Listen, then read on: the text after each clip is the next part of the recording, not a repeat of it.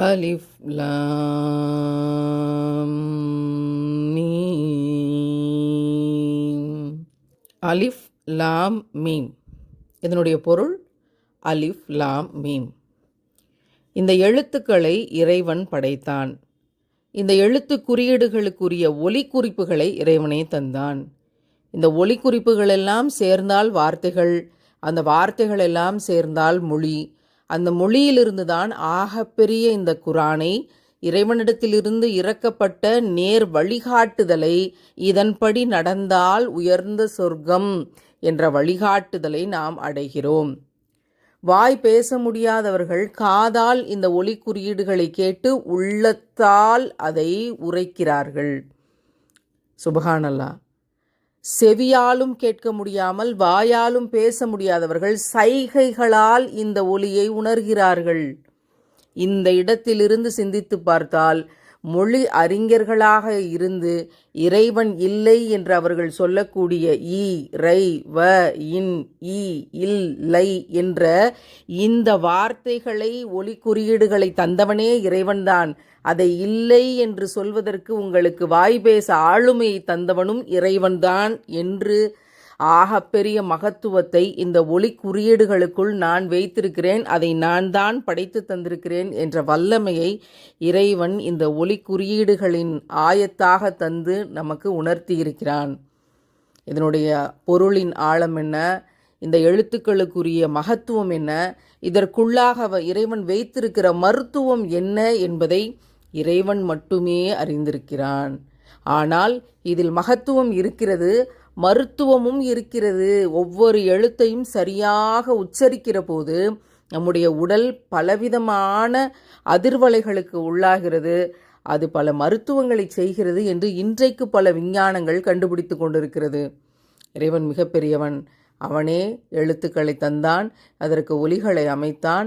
அந்த ஒலி குறியீடுகளின் வழியாக மொழி என்ற மகத்துவத்தை தந்து நான் பேசவும் நீங்கள் கேட்கவும், பலர் பேசவும் நாம் கேட்கவுமாக இந்த தொடர்பலைகளை இறைவனே உருவாக்கி தந்தான். இதை நம்பக்கூடியவர்கள் இறை நம்பிக்கையாளர்கள், இதை உணர மறுக்கிறவர்கள் இந்த இடத்திலேயே வடிகட்டப்பட்டு விடுகிறார்கள். இறைவன் பாதுகாப்பவன், அவனே அனைத்தையும் அறிந்தவன். தாலிகல் கிதாபு லா ரைப ஃபீஹ் ஹுதல் லில் முத்தகீன். இது அல்லாஹ்வின் திருவேதமாகும், இதில் எத்தகைய சந்தேகமும் இல்லை. பயபக்தியுடையோருக்கு இது நேர் வழிகாட்டியாகும். 1, இது மேலிருந்து இறைவனிடத்திலிருந்து இறக்கப்பட்டது. 2, இதில் எந்த விதமான சந்தேகமும் இல்லை. ஒருவேளை இது மனிதனே எழுதியிருப்பானோ, அப்படி நடக்காமல் இருந்திருக்குமோ, எந்த சந்தேகமும் இல்லாமல் இது உறுதியானது. 3வது, பயபக்தி உடையோருக்கு இது நேரான வழிகாட்டி, சொர்க்கத்தை அடைவதற்கான நேரான வழிகாட்டி, நல்ல நிம்மதியான வாழ்க்கை வாழ்வதற்கான நேரான வழிகாட்டி. மனிதனுடைய இயல்பு எல்லாவற்றிலும் சந்தேகப்படுவது. ஏன்னா கண்ணால் பார்க்கலை இல்லையா வானத்திலிருந்து இறக்கப்பட்டது என்பதை. ஆனாலும் நான் உள்ளூர நம்புகிறேன் என்பதுதான் உண்மையான நம்பிக்கை, உண்மையான ஈமான். பயபக்தி என்ற வார்த்தையில் இருக்கக்கூடிய விளக்கத்தை நாம் விளங்க முற்பட வேண்டும். நாம் சில நேரம் நம்முடைய தகப்பனாரின் மீது கொஞ்சம் பயம் இருக்கும். அப்பா வர்றார் அப்படின்ன உடனே எல்லாம் இங்கே உட்காந்து சேட்டைகளை எல்லாம் மூடி வச்சுட்டு படிக்க ஆரம்பிச்சிருவாங்க. விளையாட்டுகளை தள்ளி வச்சுட்டு படிப்பதை போல அப்படின்னு ஒரு பயம். அப்பா வர்றார் அப்படின்னா திட்டுவார், அடிச்சிருவார், நம்ம சரியாக இருக்கணும் அப்படின்னு. அதற்கு பேர் பயம் கலந்த பாசம். மனிதனின் மீது வைக்கக்கூடிய பயம் கலந்த பாசம் சில உறவுகளிடத்தில் நம்மளால் இங்கே பார்க்க முடியும். இறைவன் மீது பயம் கலந்த பக்தி. மனிதன் இறைவன் மீது வைக்கக்கூடிய பாசத்திற்கு பெயர் பக்தி. ஏன் பயப்படணும்? தப்பு செஞ்சால் தண்டனை உண்டு என்ற இறைவனின் அறிவிப்புக்காக பயப்படணும். பயபக்தி உடையோருக்கு இது நேர் வழிகாட்டி. அப்போ இறைவனின் மீது அதிக பாசமும் உண்டு, தப்பு பண்ணால் தண்டிச்சிருவான், தண்டனை உண்டு என்ற பயமும் உண்டு. அதற்கு பேர் பயபக்தி. மனிதனின் மீது வைக்கக்கூடிய பல பாசங்கள் பயந்த பாசங்கள், பாசமாக இருக்குது. மனிதன் இறைவனின் மீது வைக்கக்கூடியது பயபக்தியாக இருக்கிறது. அந்த பயபக்தியோடு இருக்கக்கூடியவங்களுக்கு தான் இது நேர் வழிகாட்டி. அந்த உணர்வில் இருந்து ஹலால் ஹராம் நேரான பாதைக்கு போகணும்னு ஆசைப்பட்டு இறைவன் அனுமதித்தவற்றை நான் செஞ்சுக்கிறேன், இறைவன் அனுமதிக்காத எதையுமே நான் செய்ய மாட்டேன். அந்த உணர்வு நிலையில் இருப்பதற்கு பெயர் பயபக்தி. அந்த பயபக்தி உடையோருக்கு இந்த திருக்குர்ஆன் நேர் வழிகாட்டி. எனவே இது அல்லாஹ்வின் திருவேதம் என்பதை நாம் நம்புவோம், எந்த சந்தேகமும் இல்லாமல் நம்புவோம். சொர்க்கத்தின் இந்த நேர் வழியை இறைவன் நமக்கு தந்தருள்வானாக. அல்லதீன யுக்மினூன பில் கைபி வ யுகீமூனஸ் ஸலாத வ மிம்மா ரஸக்னாஹும் யுன்ஃபிகூன். பயபக்தியுடைய அவர்கள் புலன்களுக்கு எட்டாத மறைவானவற்றின் மீது நம்பிக்கை கொள்வார்கள், தொழுகையை கடைபிடிப்பார்கள், இன்னும் நாம் அவர்களுக்கு அளித்தவற்றிலிருந்து நல்வழியில் செலவும் செய்வார்கள். இறைவன் 3 விடயங்களை இந்த ஒரே வசனத்தில் குறிப்பிடுகிறான். மறைவானவற்றின் மீது நம்பிக்கை கொள்வார்கள், தொழுகையை கடைபிடிப்பார்கள், இன்னும் நாம் அவர்களுக்கு அளித்தவற்றிலிருந்து நல்ல வழியில் செலவு செய்வாங்க. நிறைய நற்காரியங்களுக்கு, ஏழைகளுக்கு உணவளிப்பார்கள், உதவி செய்வார்கள், நற்காரியங்களை நல்வழியில் செய்வார்கள். அப்போ நம்ம இதை கேட்கிற போதே இவற்றையெல்லாம் நாம் செய்கிறோமா? இறைவன் குர்ஆனில் வழிகாட்டிய இந்த நல் வழிகாட்டுதலை பெற்றிருக்கிறோமா என்று அகத்தாய்வு செய்து கொள்ளணும். புலன்களுக்கு எட்டாத மறைவானவற்றின் மீது நம்பிக்கை கொள்வார்கள். நம்மளுக்கு 6 அறிவு இருக்குது, அதுக்கு கீழே விலங்குகளுக்கு 5 அறிவு இருக்குது, அதுக்கு கீழே படைப்பினங்களுக்கு 3 அறிவு இருக்குது, 2 அறிவு இருக்குது, 1 அறிவு இருக்குது. அப்போ சின்ன பூச்சியிலிருந்து, பறவைகளிலிருந்து, விலங்கினங்களிலிருந்து, மனிதனிலிருந்து அப்படின்னு அப்படியே படிப்படியாக 1 அறிவிலிருந்து 6 அறிவு வரைக்கும் இருக்குது. இதற்கு மேலே அறிவு இருக்குமா? 6 அறிவுக்கு மேலே வேறு உலகங்களில் இருக்கலாம். இந்த 1 அறிவுக்கு கீழே ஏதாவது அறிவு இருக்க முடியுமா? இருக்கலாம். இது நமக்கு தெரியுமா? தெரியாது. மறைவானவை நமக்கு இங்கே தெரியப்படுத்தப்படவில்லை. 7 வானங்கள் தெரியப்படுத்தப்படவில்லை, 7 பூமிகள் தெரியப்படுத்தப்படவில்லை. நம்ம இருக்கிற மில்கிவே கேலக்சியில் இந்த சோலார் ஃபேமிலியிலங்கிறதையே இப்போ தான் கண்டுபிடிச்சிருக்கோம். இதற்கு இன்னும் கோடி கோடியாக அளவிட இயலாத பிரபஞ்சத்தினுடைய பிரம்மாண்டங்கள் இன்னும் எவ்வளவு இருக்கும் தெரியாது. புலன்களுக்கு நமக்கு எட்டாது. நமக்கு கொடுக்கப்பட்டிருக்கிற லிமிட்டேஷன், வரையறை என்பது இந்த 6 அறிவுக்குள்ளே சிந்திக்கிற விஷயம் மட்டும்தான். எனவே புலன்களுக்கு எட்டாத மறைவானவற்றின் மீதும் நம்பிக்கை கொள்வார்கள். நான் கண்ணால் பார்க்கல, ஆனால் நான் நம்பிக்கை கொள்கிறேன் என்பதுதான் ஈமானினுடைய முழுமை. அல் பக்ராவின் எடுத்த எடுப்பிலேயே எவ்வளவு பெரிய மகத்துவத்தை இறைவன் சொல்லி தந்தான். இறைவன் மிகப்பெரியவன். வல்லதீன யுக்மினூன பிமா உன்ஸில இலைக வமா உன்ஸில மின் கபலிக வபில் ஆகிரதி ஹும் யூகினூன். நபியே, இன்னும் அவர்கள் உமக்கு அருளப்பெற்ற வேதத்தின் மீதும் உமக்கு முன்னர் அருளப்பட்டவை மீதும் நம்பிக்கை கொள்வார்கள், இன்னும் மறுமையை உறுதியாக நம்புவார்கள். எப்படி நம்புறது?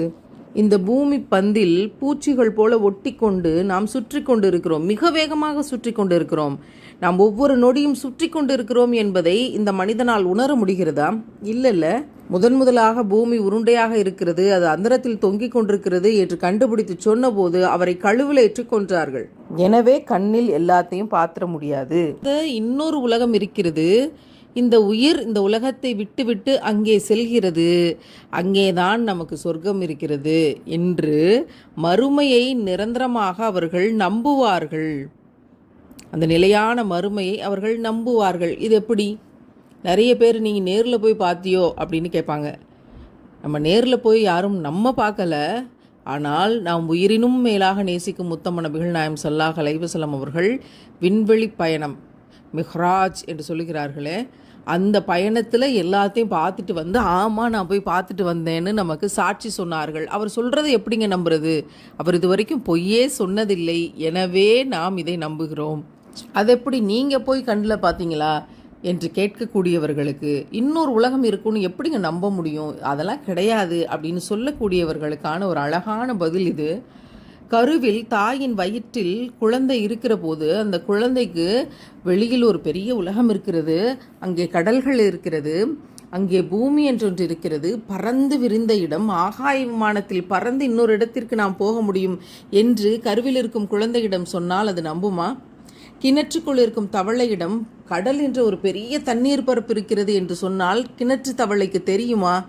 அதை போலத்தான் நமக்கு இன்னொரு உலகம் இருக்கிறது என்று சொல்லுகிற போது கண்ணால் பார்க்காத அவற்றை பற்றி நாம் நம்ப மறுக்கிறோம். ஆனால் இருக்கிறது.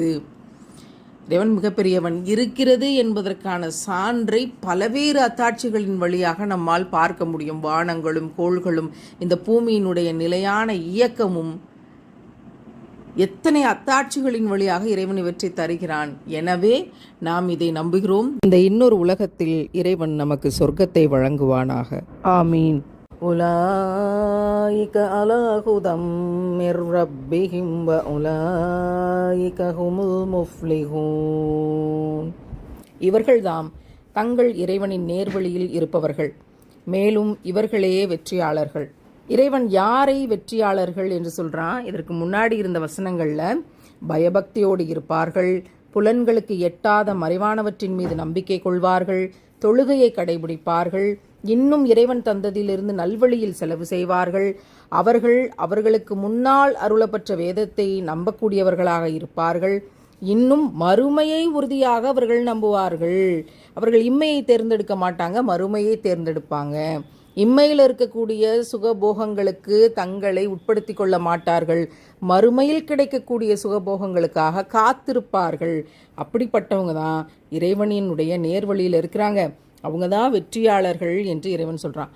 அப்போது இன்றைக்கி வெற்றி என்பது இந்த இம்மையில் எதை அடையாளம் காட்டி சொல்லப்படுகிறது? யார் நிறைய பணம் வச்சுருக்காங்களோ அவங்க வெற்றியாளர்கள், யார் பெரிய பெரிய கார் வச்சுருக்காங்களோ அவங்க வெற்றியாளர்கள், யார் ஆடம்பரமாக திருமணம் நடத்தி எந்த கவலையும் இல்லாமல் வாழ்கிறாங்களோ அவங்க வெற்றியாளர்கள், யாருக்கெல்லாம் சொத்து சுகங்கள் அதிகமாக இருக்கிறதோ அவங்க வெற்றியாளர்கள், யாரெல்லாம் உடல் ஆரோக்கியத்தோடு பரிபூர்ணமாக வாழ்கிறார்களோ அவர்கள் வெற்றியாளர்கள், யாருக்கெல்லாம் நினச்சதெல்லாம் நடக்குதோ அவங்கெல்லாம் வெற்றியாளர்கள். இப்படி காசு, பணம், பேர், புகழ், பதவி இதன் அடிப்படையில் வெற்றி என்பது இன்றைக்கு கணக்கிடப்படுகிறது. அல்லது இன்னும் சில இம்மையில் கிடைக்கக்கூடிய விஷயங்களை வைத்து வெற்றி கணக்கிடப்படுகிறது. ஆனால் இது உண்மையான வெற்றி அல்ல. இறைவன் எதை உண்மையான வெற்றி என்று சொல்கிறான், யார் வெற்றியாளர்கள் என்று சொல்கிறான் என்றால், இறைவன் நமக்கு ஹலால் என்று அனுமதித்தவற்றை வைத்து கொண்டு ஹராம் என்று தடுத்தவற்றை நாம் விலக்கி கொண்டு யாரெல்லாம் தொழுது இறைவன் தந்தவற்றை இறைவனின் பாதையிலேயே ஏழைகளுக்கு செலவு செய்யக்கூடியவர்களாக இருக்கிறார்களோ, மறைவானவற்றை நம்பக்கூடியவர்களாக இருக்கிறார்களோ, புலன்களுக்கு எட்டாத அறிவின் மீது இறைவன் சொன்னவற்றை நம்பக்கூடியவர்களாக இருக்கிறார்களோ அவர்கள்தான் வெற்றியாளர்கள் அப்படின்னு இறைவன் சொல்கிறான். அப்போ இங்கே 10th 12th பப்ளிக் எக்ஸாமில் ஜெயிச்சாதான் ஜெயிச்சது, காலேஜில் அரியர் வைக்காமல் படித்தாதான் படித்தது, இதெல்லாம் தான் வெற்றி, வெற்றி முக்கியம், வெற்றி நிச்சயம் அப்படின்னெல்லாம் வழிகாட்டல் நிகழ்ச்சிகள் நடக்கப்படுது. அப்போ இதெல்லாம் வெற்றி இல்லையா என்று கேட்டால் இவையெல்லாம் வெற்றி கிடையாது. யாரெல்லாம் இங்கே கேரக்டர் பிஹேவியரில் உயர்ந்த இடத்தில் இருக்கிறார்களோ அதுதான் இம்மையினுடைய வெற்றி. அந்த கேரக்டர் பிஹேவியர் சிறந்த இடத்தில் இருக்கிறத வச்சு தான் அடுத்த படிநிலைகளில் ஒரு நல்ல மனிதனாக, ஒழுக்கமாக, கண்ணியமாக வாழ முடியும். அந்த வாழ்க்கை தான் இம்மையினுடைய வெற்றி. அதை பிடித்து கொண்டுதான் மறுமையினுடைய வெற்றியை அடைய முடியும். எனவே எது வெற்றி என்பதை மனிதன் உணர்ந்து கொள்ள வேண்டும். உண்மையான வெற்றியை இறைவன் நம் யாவருக்கும் தருவானாக.